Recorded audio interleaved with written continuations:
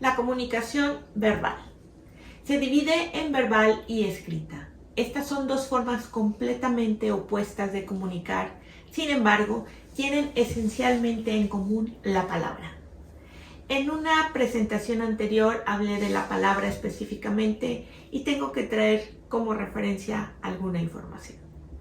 En el año 2000 a.C., en Egipto, se creó el primer alfabeto formal y se gestó a partir de los principios alfabéticos de los jeroglíficos egipcios del Sinaí. Existe una gran cantidad de alfabetos sin tener un número exacto, pero dependiendo de la geografía serán las formas y estilos de escritura. Estos son clasificados como sistemas de escritura, los cuales integran regiones y países del mundo de manera lingüística.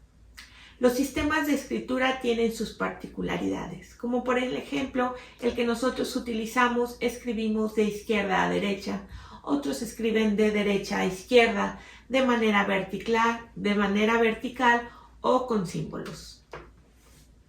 Solamente mencionaré 5 de los sistemas de escritura más usados en la actualidad: el latino, el chino, el árabe, el devanagari y el cirílico. Aunque también hay otros alfabetos que no utilizan palabras y serían con jeroglíficos, el sistema Braille o el sistema Morse. El alfabeto latino o alfabeto romano es el sistema de escritura alfabético más usado en el mundo en la actualidad, por más de 4.500 millones de personas. Los 10 idiomas más utilizados en este momento son el inglés, el chino mandarín, el hindi, el español, aunque algunos clasifican el español en tercer lugar y otros en cuarto lugar, francés, árabe, bengalí, ruso, portugués, urdu. El papel nace en China en el año 105 después de Cristo. Fueron los árabes los que introdujeron el papel para escribir a Europa. Se atribuye la invención de la tinta a los chinos. Se dice que fue en 2500 años antes de Cristo. Conforme se ha avanzado y se ha evolucionado, se iban creando todos los demás implementos necesarios para que fueran permanente y durable los escritos, pasando desde el carbón, pigmentos vegetales hasta la tinta. Los maderos, plumas de aves que se acondicionaban con puntas cuadradas, y eso se utilizó por muchos siglos. Se volvió popular la escritura en el siglo XVII, la era barroca, y se empezaron a hacer modificaciones y mejoramientos en los implementos de escritura, entre todo el movimiento que acompañó ese periodo. El bolígrafo fue un invento en el año 1888. En la actualidad, lo más moderno que conocemos son los lápices digitales. Uno de los más grandiosos inventos se lo debemos al alemán Johann Gutenberg, quien inventó la imprenta en el siglo XV, año 1440, en la Edad Media. Y esto revolucionó la comunicación porque se pudo empezar a imprimir libros y por esta razón tuvo un gran impulso la alfabetización, aun cuando no fuera para todos ni tampoco del agrado de los grupos de poder de aquel momento. Todo esto dicho en 4 minutos parece que ha sido fácil, pero no. Ha tenido un largo, comprometido y esforzado proceso que se ha llevado a través de los tiempos, pasando del movimiento vida nómada a encontrar formas estables de sobrevivir, la agricultura, y crear los primeros asentamientos, los cuales ha sido el origen de nuestra civilización. Por eso era necesario crear formas de comunicar. Así que se considera que se cree que fue a partir del año 3500 a.C. cuando inicia la comunicación por medio de la escritura. Mi nombre es Elizabeth Quintero. Soy escritora independiente. En mi página elizabethquintero.com usted podrá encontrar toda la información acerca de mi libro y los enlaces en donde puede adquirirlo. El nombre de mi libro, Diario de una peregrina de ultramar. Gracias. La comunicación escrita es el método que se utiliza para expresar, informar, divulgar, anunciar, advertir, publicar, construyendo la interacción entre los seres humanos. La lectura y la escritura son dos elementos fundamentales para ejercer la comunicación escrita. Esta es la única comunicación que se podría considerar intelectual, porque para poder ejercerla y recibirla sí tiene que haber una preparación antes de que se pueda ejercer. Uno de los fundamentos de la escritura es el conocimiento del sistema de códigos con sus propias reglas de ortografía y gramática. En la antigüedad, por condiciones inherentes a la evolución y los roles tan marcados con relación a los dineros que se poseían, a la influencia que se tenía, a los dominios y las ataduras a creencias, hacía que la posibilidad de aprender a leer y escribir fuera exclusiva, limitada y manipulada. No lo digo yo, lo dice la historia. Por desgracia, en la actualidad siguen existiendo lugares alrededor del mundo que todavía tienen una gran cantidad de personas analfabetas. No se ha puesto el interés. Es importante que toda la población sepa leer y escribir, no solo para comunicar, sino para defender sus derechos. Debido a las limitaciones por muchos siglos, el valor de la palabra fue una letra de cambio. En la actualidad sigue siendo la palabra teniendo valor, fuerza, pero como ya ha crecido tanto, ya hay tantas formas de hacer negociaciones, hacer, sobre todo eso, negociaciones, entonces ya la palabra no es suficiente. Todo tiene que hacerse por escrito. Por favor, ya dejémonos de esas ideas de que mi palabra vale, de que no necesito un documento. En la actualidad sí se requiere.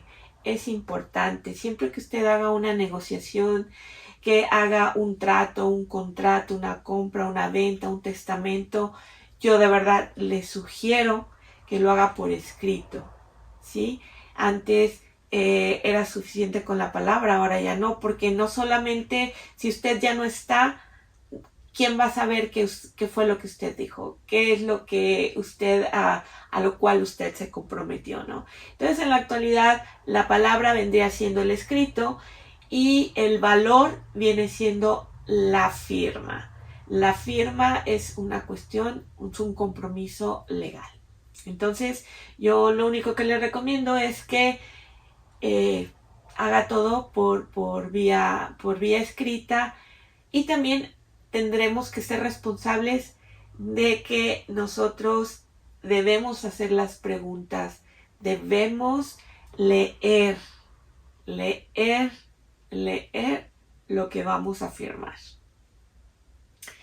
Esto sería una manera de cómo se va evolucionando y cómo las cosas van cambiando, ¿no?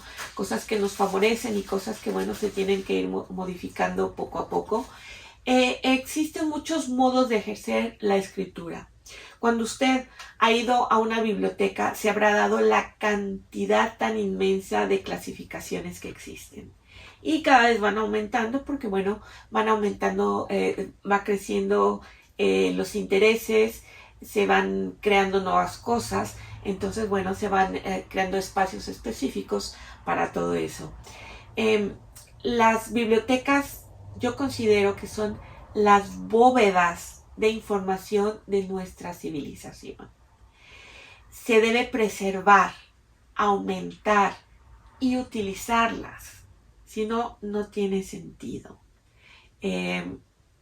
Porque ¿de qué sirve lugares tan hermosos, con tanta información, si no acudimos a ellos o no motivamos a la gente a que lo use, ¿no? El número de libros en el mundo es de cientos de millones, aunque la cifra exacta parece imposible de especificar. En esta oportunidad he elegido al autor, los libros y la lectura como el punto de referencia.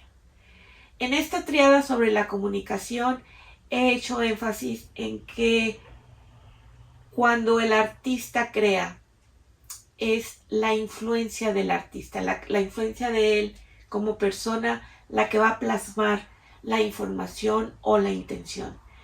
Y esto es todavía más marcado en el escritor. A menos de que sea dentro de las ciencias exactas, de la cuántica, todo lo demás, más o menos, va a tener una influencia definitivamente por parte del autor, ¿sí? Por eso a veces unos podemos tener más empatía con uno o con otro porque se ajusta más a nuestra forma de pensar, ¿sí? Porque la parte creativa del escritor es muy importante y, bueno, tiene que mezclar, ¿sí? Va a ir mezclando su sentir. Todos tenemos una historia que contar. Todos de alguna manera ya lo hemos hecho también cuando lo hemos conversado, quizá cuando lo hemos compartido de manera escrita, pero para que esto realmente trascienda y ya se considere un elemento literario, es cuando ya hacemos una estructura completa del libro, cuando ya tiene un formato y un sentido y cuando se imprime. Una vez que se imprime lo que usted piensa, lo que usted siente, la idea que tuvo, la propuesta que tuvo, entonces sí, eso ya entra en la aportación literaria, cuando ya se imprime un libro. Cuando alguien escribe, yo puedo escribir muchas cosas. Una persona que está en la publicidad, puede escribir artículos, y todo eso, y puede ser una persona de influencia.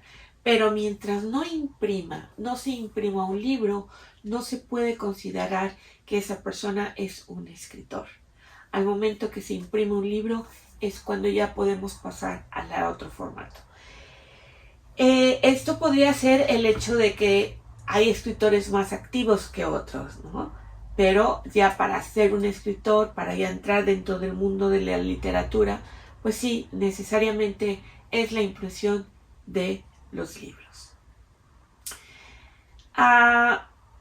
Mi intención no es dar una exposición de cómo se escribe, sino la importancia de los libros y la lectura.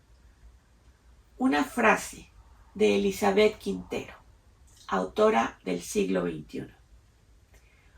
Una historia cobra vida a través de un escritor. Un libro cobra vida a través del lector. En esta frase encierra la inspiración que provocan los eventos por los que vamos transitando, de la necesidad imperante de la historia de ser contada y la necesidad del escritor de narrar los acontecimientos, que mientras los vivimos va escribiendo la historia misma. En este preciso momento, en el aquí y ahora, están pasando de manera simultánea muchos acontecimientos alrededor del mundo, los cuales a través de las personas que están en medios de comunicación, a través de personas que están en las ramas de la ciencia, la informática, la política, las humanidades, estarán documentando eventos, progresos, fracasos, etc. Todos los acontecimientos del día a día. Pero está el otro escritor. Ese escritor que con toda la información, con toda la vivencia, va creando y va tratando de aportarle algo a los demás. Es una forma de decir, esto está sucediendo, pero bajo una sutileza personal. Durante esta, no necesariamente son cosas que se están viviendo, pero también son cosas creadas de fantasía, de vanguardia, en donde se mezcla el pasado y el presente, o el presente y el futuro. Cosas que a lo mejor pueden parecer ficción ahora, pero en un futuro quizá lleguemos y traspasemos lo que es la realidad. Como por ejemplo, en la actualidad hay un tema que es muy, muy tocado, que es la resiliencia. ¿Qué es lo que hace esto? Bueno, porque de manera social se está hablando mucho del tema, ¿sí? En este caso hablo de resiliencia, como en otros momentos ha sido de otro tipo, ¿no? Entonces, como es un tema importante y que es también fundamental que se trate, entonces hay mucho para elegir. ¿Cuál es la diferencia en esto?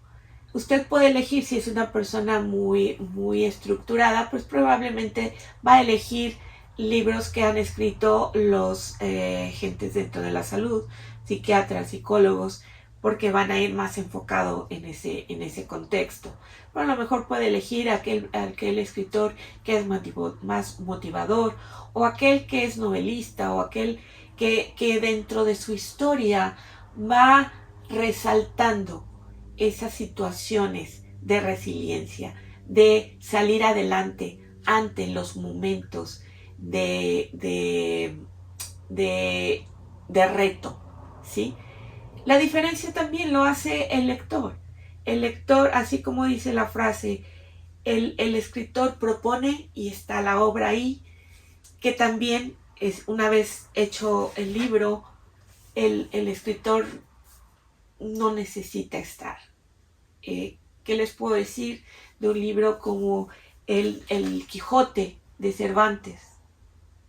Tanto tiempo ha estado ahí, es el libro más traducido del mundo hasta la fecha, y él ya no está, ¿sí? Entonces también el escritor es de una manera comparatoria con el pintor, con todo eso que se hace ya una obra y se queda para la posteridad. Pero para que realmente el libro tenga vida, pues tendrá que llegar al lector. Tendrá que haber gente que lo lea. Si no, va a terminar siendo letra muerta. Un libro que no se toca, un libro que no se lee, un libro al que no se le ha dado la posibilidad de entregarle el mensaje, la propuesta. Entonces, no pasa nada. Yo le invito a que le dé oportunidad a los nuevos autores. Son nuevas propuestas, son nuevas formas de decir las cosas. Está el escritor, está el lector, y el libro tiene su propia esencia. Cuando nosotros lo vemos, cuando lo tocamos, cuando abrimos el libro, es como que si surgiera una gran cantidad de emociones. Cada libro tiene su esencia, su personalidad, su trascendencia, pero no va a pasar nada si el lector no lo lee. Si el lector, si la persona, si no hay lectores, no hay nada que hacer. Entonces, hay muchos escritores que ya podríamos llamarlos clásicos por todo lo que han hecho, por todo lo que han escrito, pero habemos nuevos que son jóvenes, otros en otra etapa, yo que estoy en una etapa en la cual me puedo dar ese privilegio de tratar de escribir y de decirles cosas que siento, cosas que he aprendido a través del tiempo. Estas participaciones que he estado teniendo con ustedes, se los anticipé, no hay ningún patrocinio, pero sí hay una intención. Y la intención es de que usted me conozca, que conozca mi forma de pensar, mi forma de sentir, mi forma de decir las cosas. Porque a final de cuentas eso es lo que nos separa entre libro y libro, es el autor y el autor. Cada uno tenemos nuestro sello personal, nuestra forma de decir las cosas, no solo el conocimiento de cómo es el formato ni la creatividad, sino nuestra experiencia de vida, ¿sí? Entonces, esa es una de las razones por las que yo he estado haciendo esto, para que me permita la posibilidad de mostrarle quién soy. Este es el primer libro, yo quiero seguir escribiendo, lo haré, pero quiero y necesito que exista el lector, que exista esa posibilidad de que lo que yo escriba alguien lo lea. Hay libros que han trascendido, hay libros que dan tanta información, que son tan valiosos en cuanto al despertar, que por muchos años, por muchos siglos, han sido exclusivos y se han casi encerrado. Hay muy pocas gentes que puedan conocer esos libros y es por temor, ¿no? Hay un libro de un autor italiano que se llama se me fue, Umberto Eco. Él escribió una obra que se llama El nombre de la rosa, que esa novela fue su novela prima, fue la primera y fue un hit. Tanto es así que ha sido también el motivo de que se pase a la pantalla grande. A lo mejor algunos de ustedes lo han visto por medio de la película. Y aparte de la trama que él maneja, aquí lo que me parece muy importante y hago referencia es por los libros, que en esas épocas nada más quien escribía eran gentes en grupos muy privilegiados y también lo escribían a través de su perspectiva, a veces personal y a veces la que se les sugería que fuera, ¿no? Entonces también hay mucha información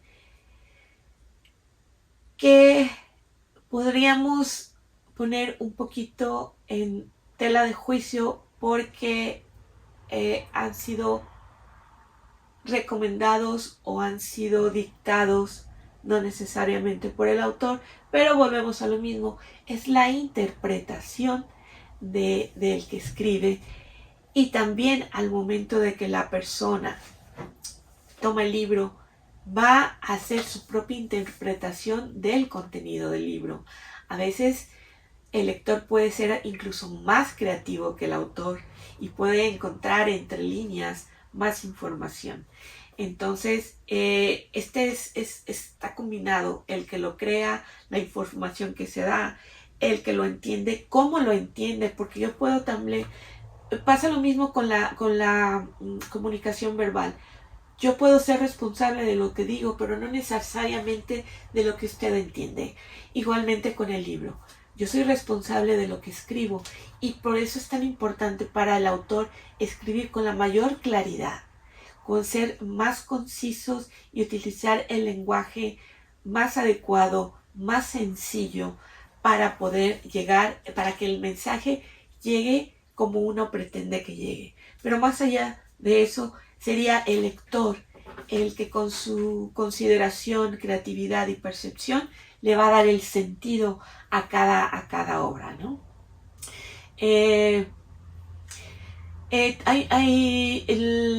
La lectura es el mejor medio para crecer y formar. Este fue el lema de la librería Peregrino. Librería Peregrino fue un proyecto que mi marido impulsó porque es un lector apasionado y compartimos la conciencia de que los libros no solo aportan no solo aportan entretenimiento, sino conocimiento, es un crecimiento. La frase está perfecta. La lectura es el mejor medio para crecer y formar. Crecemos a nivel personal y cuando nosotros crecemos es lo que le vamos a proyectar a nuestra gente, a la gente que está en nuestro entorno. Así que es muy importante que tratemos de inculcar a los niños, a los jóvenes la lectura. Nosotros seguir con la lectura y dándole oportunidad a los nuevos autores, ¿sí? Porque hay que innovar, porque también es parte de ese movimiento, ¿no?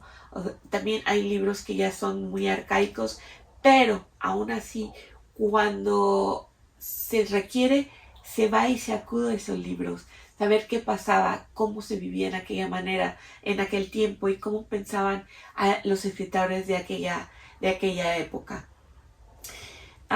Mientras más leamos, más sabremos, más entenderemos, más solidarios nos volveremos.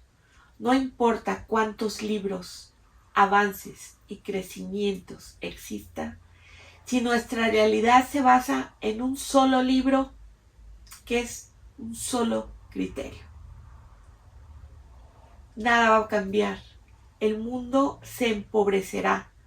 A la humanidad y no salvará a nadie. Un solo libro da una filosofía, da una forma de entender, da una forma de creer, pero no es la única. Lea, inculque el hábito de la lectura a los pequeños, a los jóvenes. Demos la oportunidad a los nuevos autores. El conocimiento en todos los ámbitos y en todos los géneros nos despertarán la conciencia y nos liberarán de las limitaciones. Agradezco a este 2022 por todo lo que me ha ofrecido, porque sea como sea, aquí estoy y con la gente que amo. Agradezco por todo lo que nos ha traído a nivel nacional y mundial. Hemos vivido cosas difíciles, se siguen viviendo cosas difíciles y ese tema que debería desaparecer, que es la guerra, está latente. Están pasando muchas cosas. Mi oración por aquellos que se han ido. Mi agradecimiento a todos los que han y siguen estando. Que este 2023 nos sorprenda con cosas positivas, con acercamiento más fraterno, que se abran las mentes y se iluminen los corazones. Gracias por haberme permitido un poco de compartir un poco de lo que soy. Y espero que pueda darme la oportunidad este próximo año de seguir encontrándonos en estas breves participaciones. Mis mejores deseos para un saludable, amoroso y próspero 2023. Para ustedes y sus familias y que la humanidad crezca en armonía. Por lo pronto, sentir, crear y compartir. Muchas gracias, buen camino y hasta la próxima.